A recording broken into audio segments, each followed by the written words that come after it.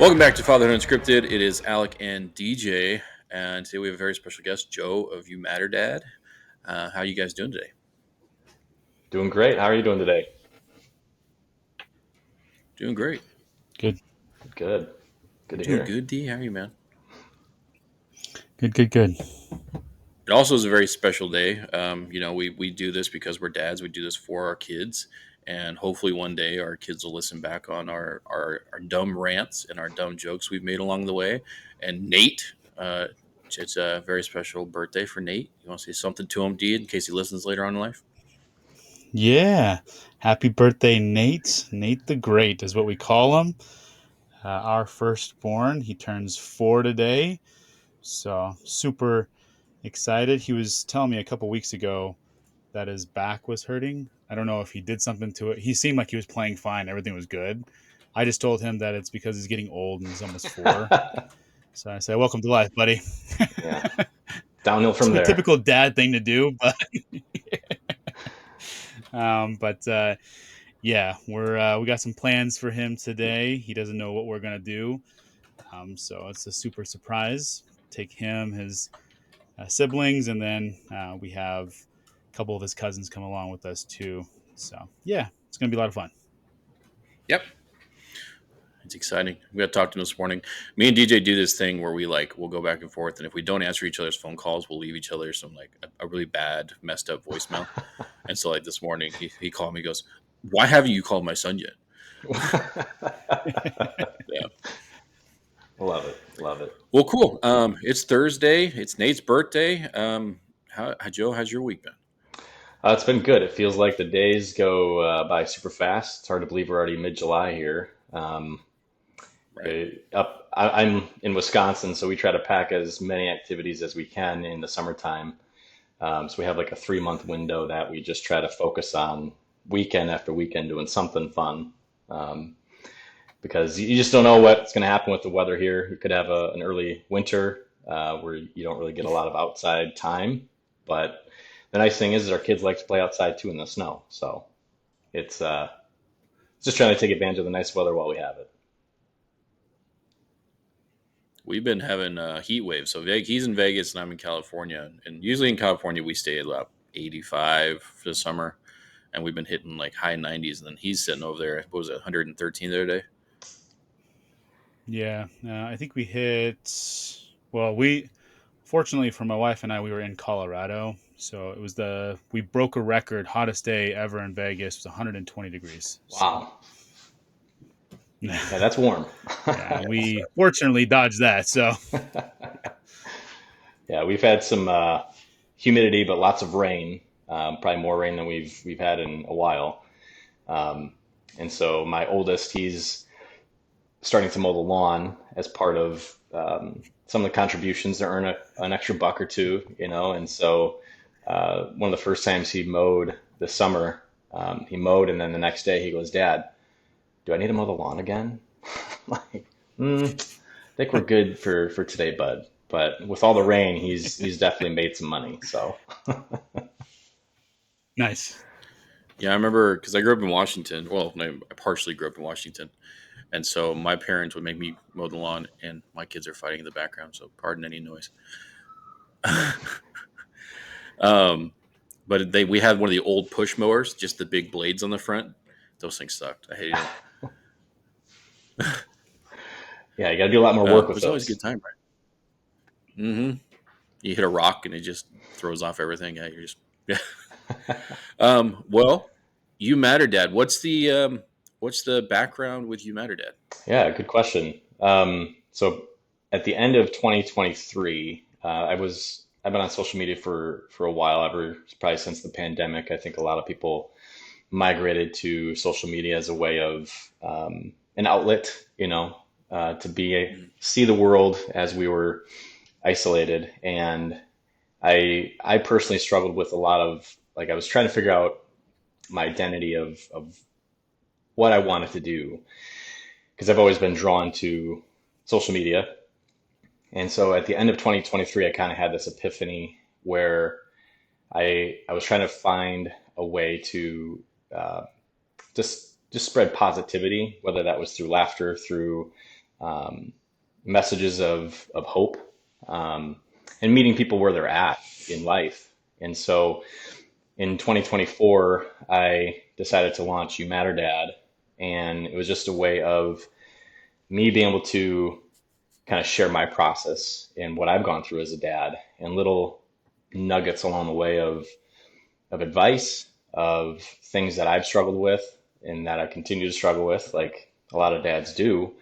There's not a lot of support out there um, for dads, Mm-hmm. but excuse me, I would say within the last year, you're seeing a lot more of that be available to dads. There's a lot more content out there. There's a lot more people using their voice and their platform to support men in general, whether you're a single dad, married dad, or an expecting dad.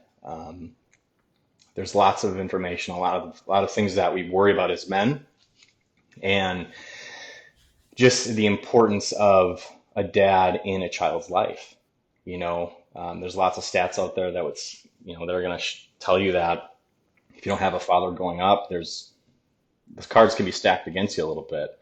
And having that, that's not to take away anything from moms, but we each have our role that's very important to the family dynamic.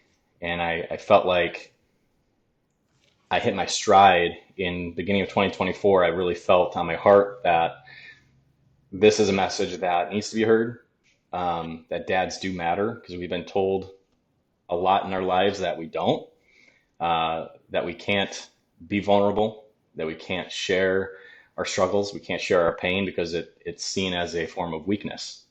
And I don't believe that. I believe that there's strength in being vulnerable. And so that's kind of where that's transpired, and things just kind of progressed from there with the message, and just any content I've been putting out is things that I feel are important for other guys to know, other men to know.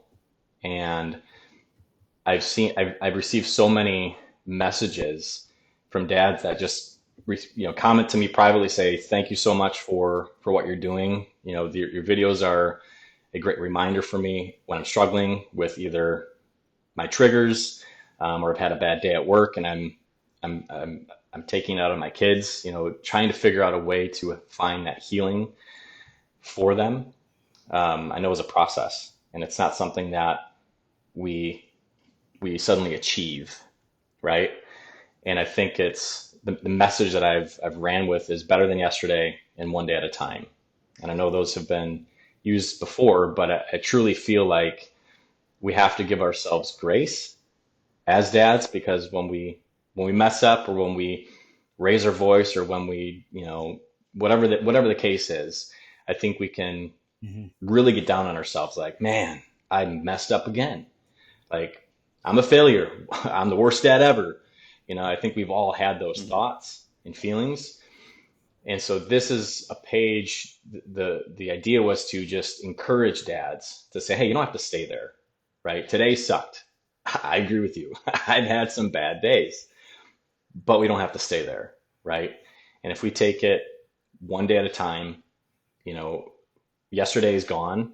So what can I do today that would be better than yesterday? And so finding that progress one day at a time, one step at a time, I think is truly the journey that we should be on as men, so we can be the best versions of ourselves for our children.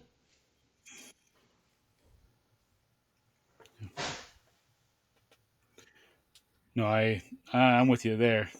Taking it one day at a time is the only thing that you can do. Um, Yesterday is yesterday. It's the past is the past, and when you do that too, you also are here in the present. Hmm. You're not so focused.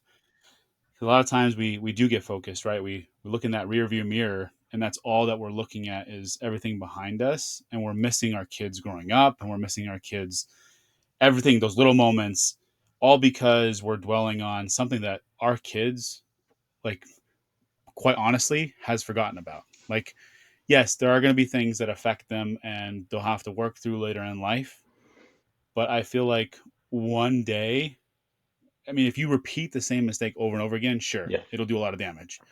But one day, I don't think they've forgotten about it. Hmm. Like my kids will be like, they'll talk about it that day, but then the next day, it's like my son is like, we're best friends again. Yeah. And so I agree. Taking it one day at a time and also just being here in the present. So I guess that question, how do you stay focused in the present? What do you do? What are some things, some practices that you do Yeah. to stay in the present? Great question. So I tend to future trip a lot. Um, and there's so much content out there that just talks about the here and now, like the present. What can we control? We can only control Mm-hmm. what's here and now, right? Yes, there's goals, there's things we can plan for. So in preparation for today, I'm on my way home from work, and I've said, I'm going to allow myself an hour to kind of prep for our conversation today. I'm a big planner, and so in my mind, I'm thinking, okay, this is what I'm going to do. I'm going to make sure this is set up, this is right. And then on my way home, there's an accident, which is out of my control, and it pushes me back a half hour, 35 minutes. And so in my head, I'm thinking, okay, I have two options. I could freak out and start to internalize like, oh shoot, I'm going to be pressed for time. I have to get this done. Um, or I could be mindfully present in this moment and decide that, hey, I can't control what's happening right now. What I can control is what thoughts I'm thinking. What what am I allowing to affect me right now? If I'm letting this affect me now, it's out of my control. So there's no sense in doing that, right? And as I was sitting in traffic at a stop on the interstate, I just started to think about fatherhood, and how when you're a first time dad, there's lots of emotions and lots of things you're thinking about. First time, okay, am I gonna be a good dad? Am I gonna mess this up? Like, what do I do? Mm-hmm. And I feel like we can prepare so much for the unexpected, right? We can prepare and feel like we have a game plan, but when the rubber hits the road, sometimes it doesn't matter. Sometimes it's what's in the here and now. And I Mm-hmm. think when we can have that mindset shift of being here today and what's happening with my kids, I can be present, I can engage tomorrow, next week. I can't change that, right? I'm missing the moments here in front of me if my mind and my thoughts are on a week from now, 2 weeks from now, or even in the past, right? It's robbing you of those precious moments that we have with our kids while they're young, and they're only young once. That's something that I've had to personally remind Mm-hmm. myself constantly is, okay, my kids are young once. My kids are young once. Like remembering that, because when I grew up, I was basically an only child. My brother and sister are about 7 and 8 years older than me, and so I wasn't around, like I didn't have a brother to really play with where it was loud and rambunctious. And now I have three boys that are 10, 7, and 4, and it's a dynamic that I'm not used to, that I've had to kind of realize, hey, I can't control everything. It's not beneficial for me to try to control everything that's happening around me. Sometimes I need to let that mess happen. Sometimes I need to let chaos happen and be okay with that, because it's not going to last forever, right? And I think that's the future tripping that we can have is, the what ifs, the worst case scenarios of things happening, and it truly can rob us of what's in the moment. Hmm. Mm-hmm. Yeah, I can definitely say I've done that. Like you almost think of your kids as adults, and you treat them that way. Sometimes you gotta reboot your brain, like, hey, they have no idea what they're doing, and that kind of thing. And then the same thing, like we go camping a lot, and something that we do with camping is I freak myself out. Like, all right, what if something happens? It's on me. And nothing's ever going to happen really, but you freak yourself out sometimes thinking about, all right, what if. You know, that's something as a dad for myself personally. Like I've had to refocus. I'm like, all right, you're going to be okay. Yeah.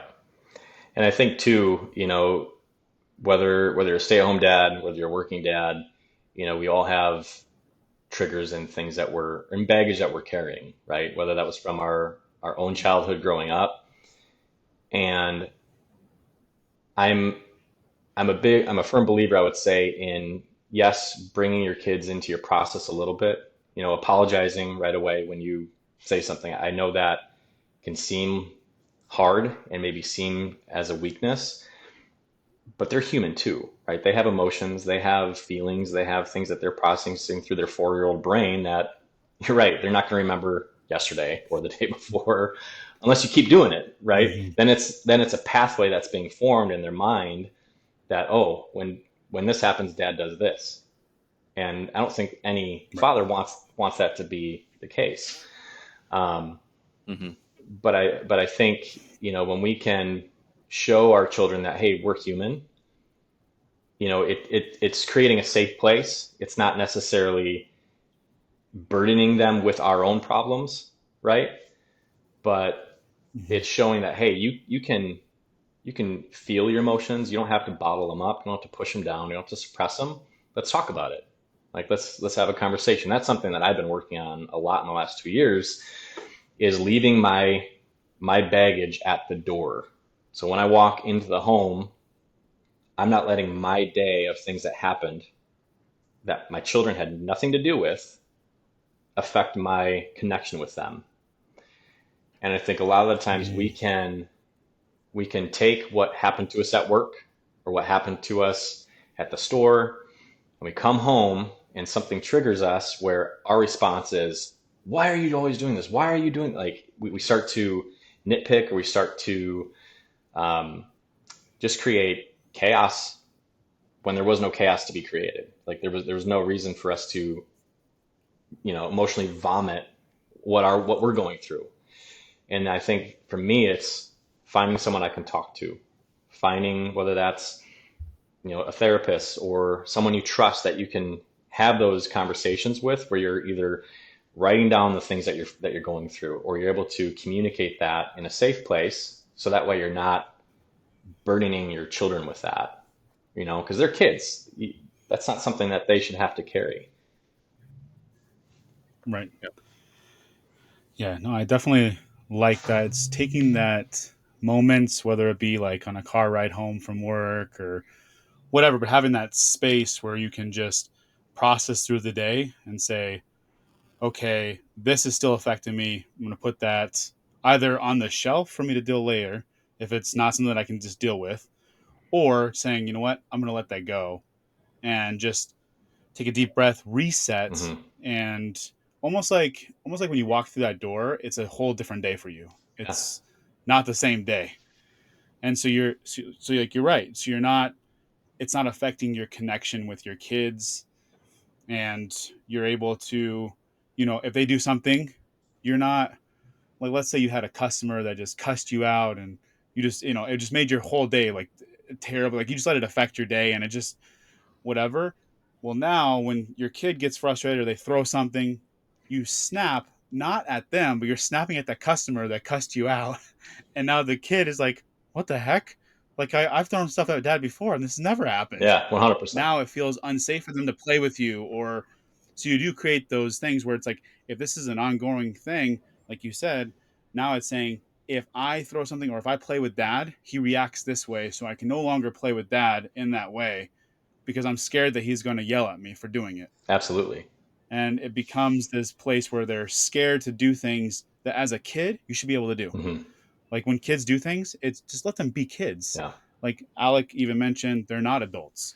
And so, yeah, no, I love what you said, just like leaving the baggage at the door. Yeah, and Perfect. and that's been something that I'm continuing to do. I think it's an ongoing thing. It's not something we suddenly arrive and we never do it again, right? I think it's just all the concept Yeah. of better than yesterday. Okay, one day at a time. But it's certainly, you can see the difference because the whole day you're not there, and when you come home, they're excited to see you. And if it's met with why this, why that, and suddenly it's like you're saying, what, Dad? Like, are you okay? And it's hard for them to process that, in their little minds, because they just want to play, they want to be with Dad, they want to spend time with us, and It's just be mindful. I think more mindful than anything if we can do that. Hmm. Yeah, 100%. I mean, it's just like you said, we all have that baggage, and we all maybe it's from our childhood or where it's from, and a lot of times we lay it onto our children, and that's why it just continues in the next generation and the next generation. And so, like, it is up to us as dads to break that and change the script, if you would say, Um, and it's something me and DJ have dealt with. Like we've talked about in the past, how we've gone through different things, and we both have gone to see therapists and kind of get out of some dark places and had to reset our brains. Just because for me specifically, like I was at a place, I had lost my job, and I felt like everything was just going downhill in life. And so I took it out on my wife, took it out on my kids, not like physical or anything, but I would just get loud and I would just Hmm. not want to be around. And coming from to where my stepdad was there. My real dad wasn't around for a while into my life, and so not knowing my dad, not having that around, like I never want my kids to know that. And so, like I said, you have to reset and just make sure that, hey, I'm doing this for them. It's not for me. I know I'm upset, but yeah, to your point, just it's amazing to hear it. We're all dads, and like you said, we all think the same thing. My kids are yelling again. Sorry, it's the summer, y'all. All good, man. Um, um, like I said, we all go through the same thing. It's funny because we all think we're alone on some island and we no one knows what we're going through. But in talking to more dads like you and Jason, Simon, we all go through the same issues. And so yeah, like for us, we're trying to build that community of dads. Um, Someone got hurt. We're trying to build that community of dads, just so other dads out there know that there's somewhere they can go, people they can talk to. You know. Yeah, absolutely. I love the iron sharpening iron. You know, too long we as men have been told we have to isolate. We've been told we have to, like you're saying, not share our struggles, share our pain, because it's a form of weakness, and we have to be strong. We have to show courage, and we can show all of those things while still dealing with our pain, while still sharing what we're feeling and sharing what we're going through. Um, so I love your concept of the fatherhood unscripted, because truly we can plan all day for fatherhood, but there's many parts of our raising children that is unscripted, that does not happen to plan. And I think if you're a big planner and something doesn't go the way that we thought, it can really trigger you, you know. And so it's a great thing to see that men are having outlets. They're able to get more information. They're able to connect with other men, to know that they're not alone. A lot of the messages I get are, I thought I was alone in this. I thought I was the only one who felt this way. I thought I was the only one who dealt with things like this. And so when someone can understand and see that, oh, I'm not the only one who struggled with that. It brings relief that they're not having to feel like I'm the only person who struggles with this, and that's a big weight to carry. Um, I think we've all felt that at some point in our lives. It's like I'm the only one who does this to my kids. I'm the worst dad ever, you know. But giving ourselves grace is huge. Um, it's easy to get down on ourselves, but I think when we can unite together as men for a cause, um, it's saving men, it's saving relationships, it's saving connections with your kids, like you're saying, healing the next generation. So my kids don't have to go through trauma healing, or they don't have to go through as much maybe trauma healing. Um, we're all going to struggle in some way, in some form, but the more we can recognize what we're doing and catch ourselves, the better. It's gonna help tremendously, I think, for the next generation. Yeah, I think that's the first step is just identifying that, we do have issues. We're human, And I think if we want to, like, if you're a dad, you've made that decision to be a dad. Like, obviously, there's some dads that leave and stuff like that. But if you're a present parent, you've made that decision to be there, then you can take the time to work on yourself to make sure you're going to be that parent your kid needs. Absolutely. And to your point too, um, it is crazy. You do think, because it's just for the longest time, isolation has been the thing. And so you don't know that your struggles are actually pretty normal and pretty common. So you hear other dads talk about it, like, oh, you start normalizing the struggles Hmm. because they think that it's this huge hurdle that they have to get over, and it's really just something that all dads eventually deal with or eventually have to go through. And it's, here's how I went through it and got through it, and it may not be the same way that you get through it, but normalizing it and making sure that, like, that this is just something that happens, Hmm. and it's really not as big as you think. And so, yeah, I that's why, like, that's one of the reasons why we wanted to do this, was because, you know we wanted to share our stories with dads and just let them know, like, this is our journey, this is what we've been through. If it relates to you, great. If it doesn't relate to you, let us know, and let us know what you've gone through and how. That's why, like, we want to have guests, more and more guests, because you have a perspective that we may not have ever thought of, or because of your life experience, whatever. And so, yeah, that's our biggest thing, is just. And another thing that you mentioned, flexibility. We cause more stress in our lives by not having the flexibility and almost going with the flow of our kids. Like, sometimes, I'm not saying they lead everything, because they're kids and we're supposed to lead them and teach them and whatever, but sometimes we get into the mode of, we have to be somewhere at a certain time, and we we put the stress on our kids. Get ready, get ready, get ready. We need to get out the door, instead of just, like, taking a deep breath and, yeah, I'll be flexible. I'm gonna text somebody and say, hey, I'm gonna be 10 minutes late, and most people understand. Like, oh, you got 3 kids. I understand. Like, I understand. You got to get them ready, whatever. And somebody threw a fit and took the diaper off and threw it, and now you're having to clean up a mess. And so, it's being flexible will save a ton of stress and a ton of frustration that really shouldn't even be anything that you are like, just don't create it for yourself, is what I'm trying to say. But Yeah, absolutely. I think I've struggled with fear of other people's opinions. I've heard it as FOPO, fear of other people's opinions, where exactly that you think okay, we have to hurry up, let's go, let's go, let's go, because you're worried about maybe what that person's going to think, or that individual's going to think. And it's, again, you're letting an outside source affect your connection with your kid, right? When, like you're saying, most people are going to understand, hey, you have 3 boys, hey, or 3 kids, whatever, 4 kids, I get it. No, you're in the toddler stage. Good luck finding any of their shoes, right? And so it's like, Mhm. I want to do it. Well, let me do it. No, I want to do it. Well, your shoes are on backwards and the wrong way completely. So it's just, for me, those little reminders of, hey, I need it. Like you're saying, take a deep breath. What truly matters in this moment? My connection with my kid, or what this person's going to think about me? Because at the end of the day, my relationship with my child and my family means more to me than any outside source, right? Family is Hmm. always number one. And the moment we let someone else impact the way that I respond to my kids is the moment that we have to have a reality check to say, hey, am I letting the fear of other people's opinions or other people's thoughts manage how I'm interacting with my kid?